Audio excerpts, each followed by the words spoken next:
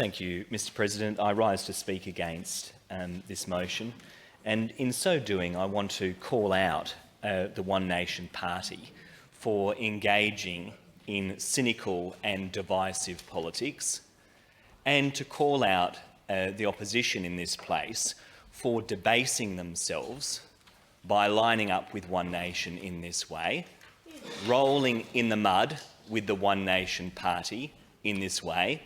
I actually think it's outrageous. I think it's shameful.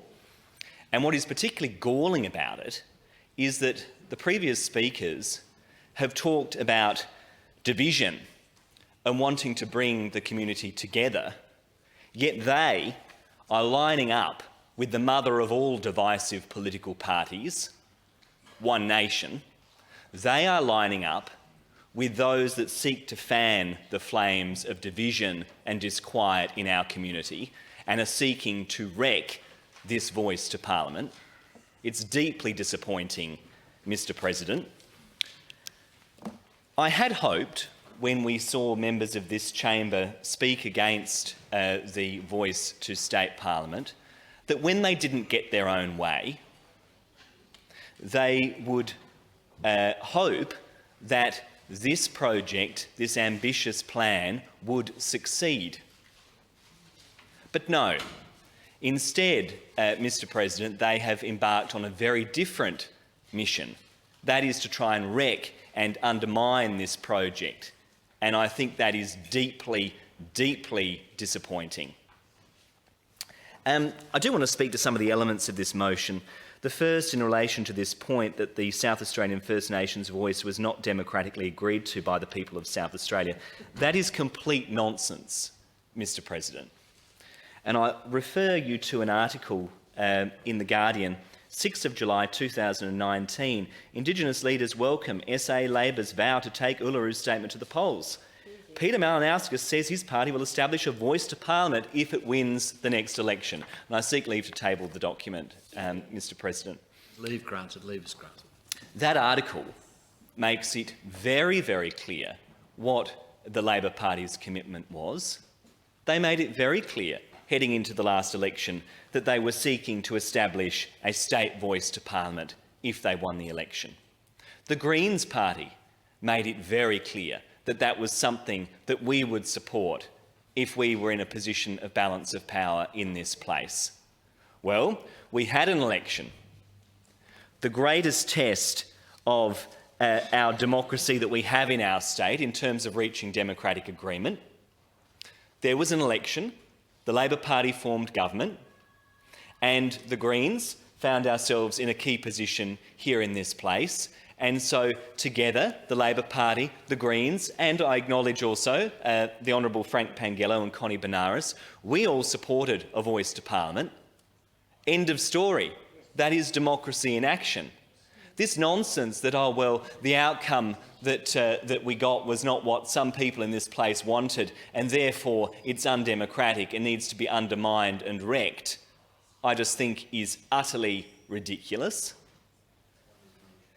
Now, I think also, Mr President, the approach that has been taken by the Honourable Ms Game of One Nation and being supported by the opposition is really disappointing, because it's also a slap in the face to the First Nations people who have engaged in this process with good faith. And I think it's important to track the history of this reform here in this place. Indeed, the South Australian Government committed to a state-based implementation of the Uluru Statement from the Heart, and as a first step in July of 2022, the Government appointed the inaugural Commissioner for First Nations voice, Dale Aegis, who led a series of community engagements and provided advice to the Government on these engagements. The Commissioner held two rounds of engagements, I understand, with Aboriginal and Torres Strait Islander people across South Australia between August 2022 and January 2023. And the first round focused on input from Aboriginal and Torres Strait Islander communities on the underpinning design principles for the voice. This engagement found that Aboriginal and Torres Strait Islander people were seeking a direct voice to the South Australian Parliament, a voice that is elected by Aboriginal and Torres Strait Islander people to represent local communities, a voice to represent the diversity of South Australian and Torres Strait Islander communities, including nation group diversity, gender, youth and elders, and direct access to government decision makers, i.e. ministers and chief ministers. Following this, the South Australian Government developed a draft bill and a model based on these findings. The draft bill and 2 boundary options was released for feedback. In November 2022, the Commissioner commenced a second round of community engagement to seek feedback on the draft, the bill, the model and the boundary options. This included face-to-face statewide engagement with Aboriginal and Torres Strait Islander communities, as well as written submissions from the broader community. There was feedback received. Then that process informed the final design of the model and the legislation, and then in March of 2023, the South Australian Parliament passed the First Nations Voice Act, March of last year. Now, Mr. President, how is that not a democratic process? The government embarked on a truly representative consultative process that engaged with First Nations communities. We're now in the middle of an election, and I'm not sure, Mr. President, whether you've had the opportunity to look at the nominees. There's some really impressive people that have put themselves forward to represent their communities, and I think that's a really great thing. And I find it really saddening that rather than get behind that and say, great, let's hope this succeeds, you've got the One Nation Party with support of some of the members opposite trying to wreck this and undermine it, and peddling Trumpian policies where they talk about people not following democracy, make a series of half-truths and whatever. I mean, really, I think the people of South Australia have had a gutful of this kind of misrepresentation and divisive politics. Surely the least that this parliament can do, after generations of dispossession of Aboriginal people, the stealing of land and the stealing of children, is to actually give First Nations people a voice in this place. And I find the arguments against it, quite frankly, insulting.